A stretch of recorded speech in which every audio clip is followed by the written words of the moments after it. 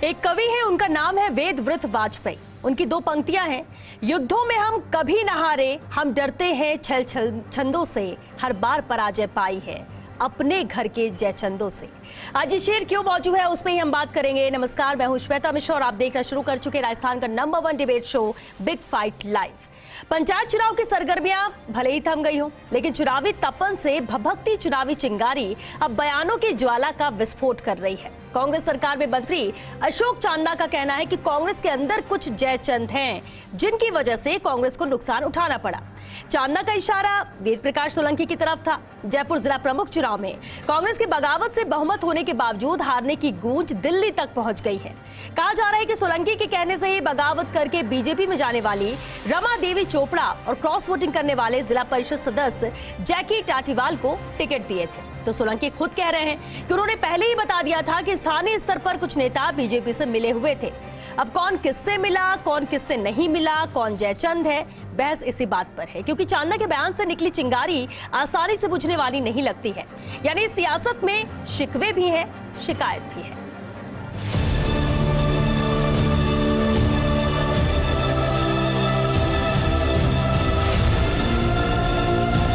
जो बीजेपी से जिन्होंने पैसे लेकर बिके हुए जयचंद कांग्रेस में बैठकर कांग्रेस के अंदर रहकर कांग्रेस को निपटाने का काम और बीजेपी का काम वो कांग्रेस के बैठकर कर रहे हैं, ये पब्लिक के सामने और जनता के सामने आ रही है और ये लॉन्ग रन में उनको खुद को बहुत ज़्यादा नुकसान होने वाला है।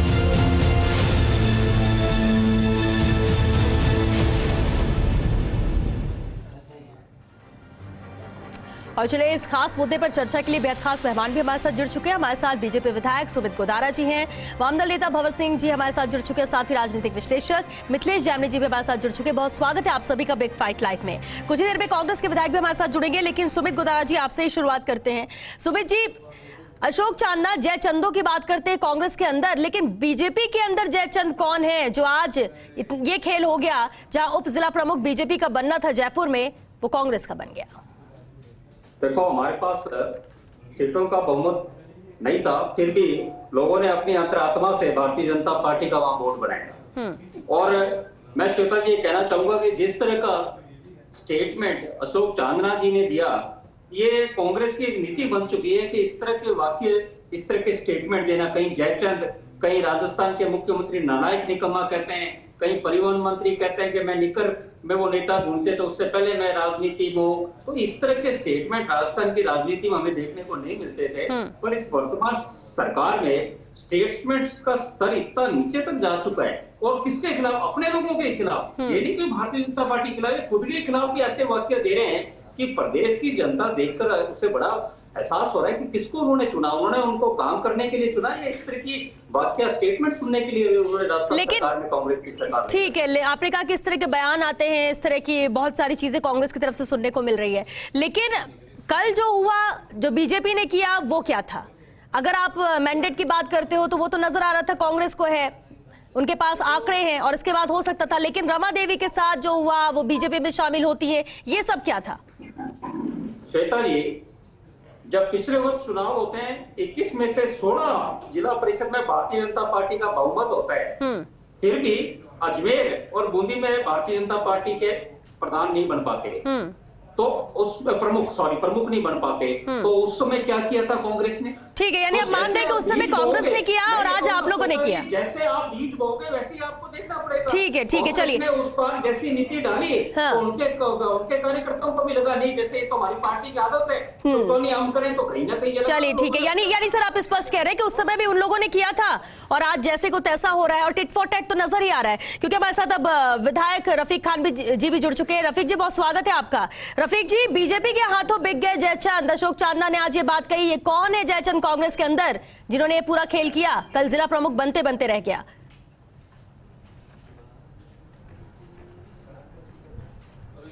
देखिए, सबसे पहले तो मैं पूरे राजस्थान की जनता को और जितने भी पंचायतों में जहां भी चुनाव थे, सब मैं पूरे प्रदेश की जनता को बधाई दूंगा कांग्रेस को भारी बहुमत से, भारी थंपिंग मेजोरिटी से जिताने के लिए। ये लीक पीट रहे हैं, इनके पास सिवाय लीक पीटने की कोई बात नहीं है। कांग्रेस पार्टी 78 में से 49 पे क्लियर और 1 पे सपोर्टिव 50, मतलब कोई मेल नहीं है दूर दूर तक। 24 सीटों पर हैं, आधे से कम। इनको चिंता करनी चाहिए, इनको शर्म करनी चाहिए। ठीक है रफीक जी सब कुछ ठीक है सर, टू द पॉइंट बात करते हैं। रफीक जी टू द पॉइंट बात करते हैं सर, आंकड़ों पे बिल्कुल नहीं जाना है, कौन किसके आंकड़े किसके पास है बिल्कुल नहीं सुनना। बीमारी से ग्रस्त है। लेकिन जयचंद कांग्रेस के अंदर कौन है? कौन है जयचंद कांग्रेस के अंदर? अशोक चांदना जी मंत्री हैं, अगर वो ये बात कहते हैं तो उसके मायने होंगे। बात कर रहा हूँ, टू द पॉइंट बात कर रहा हूँ, आप सुनो मेरी बात। पॉइंट तो आपने कभी बात ही तो सवाल का जवाब दीजिए ना रफीक जी। पॉइंट बात कर रहा हूँ जी। ये खरीद पॉइंट कभी नहीं बोले आप। इन्होंने कर्नाटक में किया, इन्होंने गुजरात में किया, इन्होंने मध्य प्रदेश में किया। हम तो जिला प्रमुख की बात कर रहे हैं सर, उप जिला प्रमुख हाल में इसकी बात हो रही है। अच्छा, पहले तो इस लेवल पे कर रहे थे, आप पंचायतों में भी इतनी गंदी राजनीति पे आ गए हैं। पंचायतों में भी गंदी राजनीति पे आ गए हैं। और आप सबको, मैं जितने भी जर्नलिस्ट हैं उन सबको कहना चाहता हूं, आगाह करना चाहता हूं, अगर आप लोग कंडम नहीं करोगे, इन लोगों को ऐसे करने वालों की निंदा नहीं करोगे, तो डेमोक्रेसी खत्म हो जाएगी देश से। जिस पार्टी को जनता ने बहुमत दिया उसका बोर्ड नहीं बन रहा, क्या तमाशा है ये? पार्टी को मैंडेट, आम आदमी जनता जिसको वोट चुन रही है, बोर्ड उसी का बनना चाहिए, बोर्ड उसका नहीं बनना बिल्कुल बनना चाहिए, लेकिन होता तो ये नहीं है। फिर वो चाहे विधानसभा चुनाव में हो या फिर पंचायत चुनाव में हो। ठीक है भंवर सिंह जी, अब देखिए कोई चुनाव इससे अछूते नहीं रह गए। अब अगर हम राज्य सरकारों की बात करें, अलग अलग राज्य कई ऐसे उदाहरण है, वोट देकर जनता भेजती है, आंकड़े कुछ और होते हैं, सरकार कोई और बना लेता है। यहाँ जिला प्रमुख और उप प्रमुख की अगर हम बात करें, उप जिला प्रमुख की, कल और आज में जो हुआ, कल अगर कह रहे हैं कि खेला हो गया है कांग्रेस के साथ, तो आज बीजेपी के साथ हो गया, जो कि आंकड़े नजर नहीं आ रहे थे। ये कहीं पे भी अछूता नहीं है।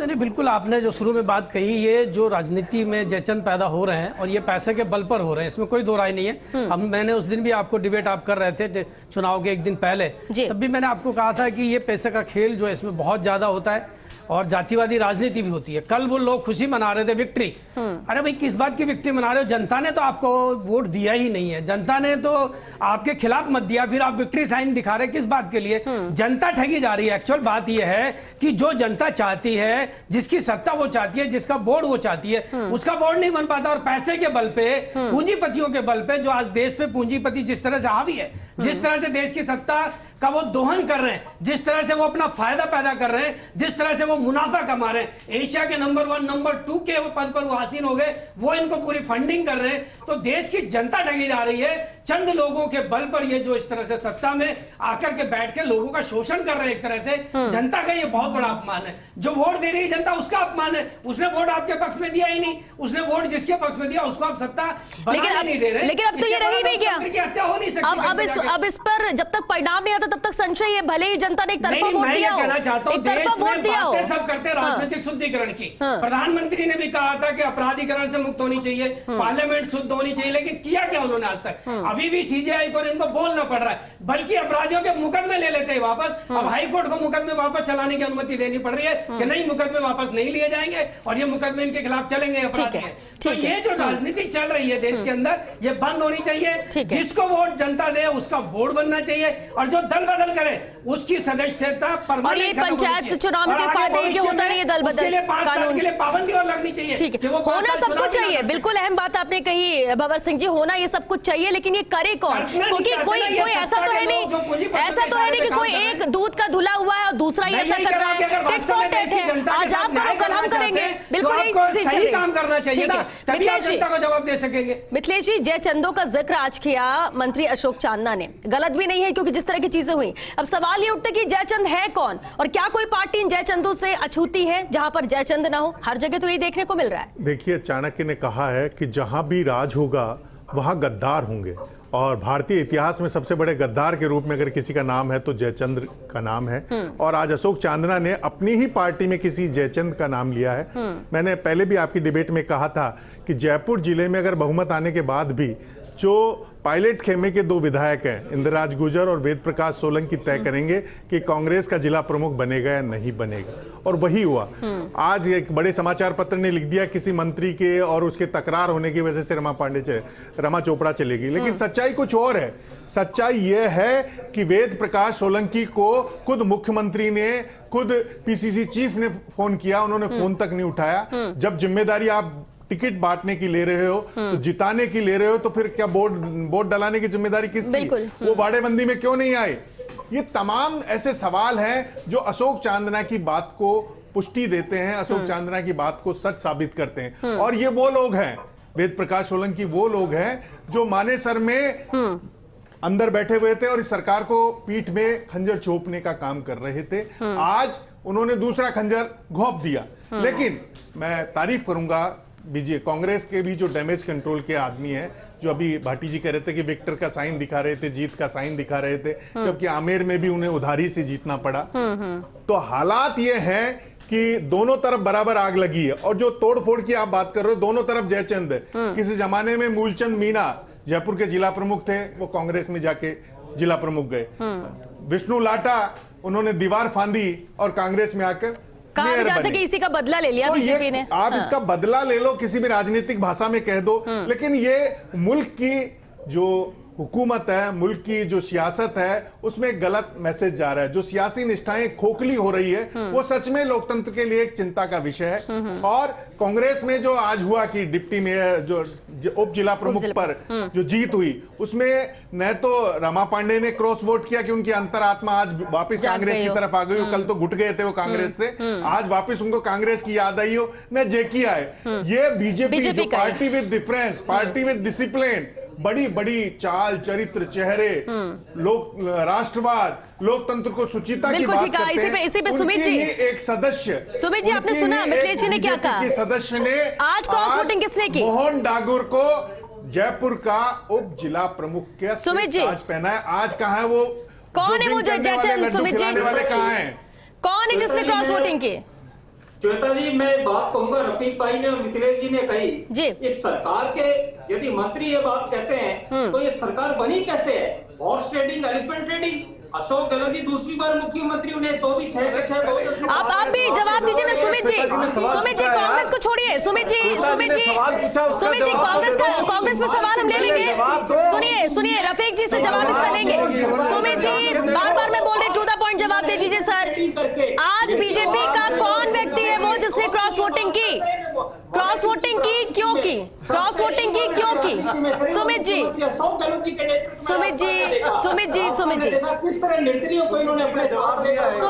सुमित जी कहाँ जा रहे हैं सर? देखिए वो सब मुद्दे बहुत हैं, चर्चा हो चुकी है उसमें। आज के लिए बात कर रहे हैं हम सर। सुमित गोदारा जी, ठीक है ना, मंत्री बोल रहे हैं, मंत्री ने बयान दिया, उस पर हम बात कर रहे हैं, लेकिन चलिए उन सब चीजों को साइड में रखिए। सिर्फ एक बात का जवाब दीजिए, उप जिला प्रमुख आज तय था बीजेपी का ही बनेगा। कैसे बीजेपी की तरफ से क्रॉस वोटिंग हो गई? कैसे बीजेपी के अंदर सेंधमारी हो गई कि एक बीजेपी के कैंडिडेट ने वोट दे दिया कांग्रेस के पक्ष में? भाई ये देखने का विषय है, ये बिल्कुल आज की बात है। पर मैं एक बात कहूंगा, जब ये राजस्थान सरकार की नींव इसके ऊपर रखी गई है, सुमित जी कि 12 निर्दलीय विधायक। सुमित जी फिर देखिए सर, आप हम राज्य सरकार पे बात ही नहीं हो रही है सर। राज्य सरकार पे बिल्कुल बात नहीं कर रहे। जिला प्रमुख, उप जिला प्रमुख, आज की बात हो रही है, आज की बात हो रही है सर। सुमित जी सुनिए, ठीक है सर, जनता भी देख रही है ये सब, जनता भी देख रही है। त्रस्त है तो वो वोट नहीं करेगी ना सर, वोट नहीं करेगी। जनता त्रस्त होती तो क्यों यहाँ पर 26 वोट मिलते? नहीं मिलने चाहिए थे। तो सुनिए श्वेता जी, जिला परिषद के राजस्थान में अभी तक 27 जिलों में चुनाव हुए हैं। 27 में 17 में भारतीय जनता पार्टी का। अब वही सर सुमित जी, पुरानी बातें, अगर अभी हम इन 6 जिलों की अगर हम बात कर रहे हैं, परिणाम जो आया, जिला प्रमुख, उप जिला प्रमुख की बात हो रही है, क्यों ना इसी पे बात की जाए सर? आज की बात करेंगे, आप इतिहास में चले जाते हैं, पहले ये हुआ था, इतने थे, सबको पता है सर, सबको पता है। आज की बात करते हैं ना, लिमिटेड वक्त होता है। नहीं आप बिल्कुल नहीं विचार। रफीक जी ठीक है। सुमित जी, मैं आपसे एक सवाल पूछना चाहता हूं कि मेरी बात, आपने एक कांग्रेस से आयात की गई जो महिला जिला परिषद है कोई सदस्य, उसको जिला प्रमुख बना दी, लेकिन आपकी रजनी कंवर का सपना क्यों टूटा? क्या अब आने वाले टाइम में भी भाजपा में जो महिला नेत्री है आपकी वसुंधरा राजे, उनका भी सपना टूटेगा, ऐसे ही गद्दारी उनके साथ होगी जैसे रजनी कंवर के साथ हुई।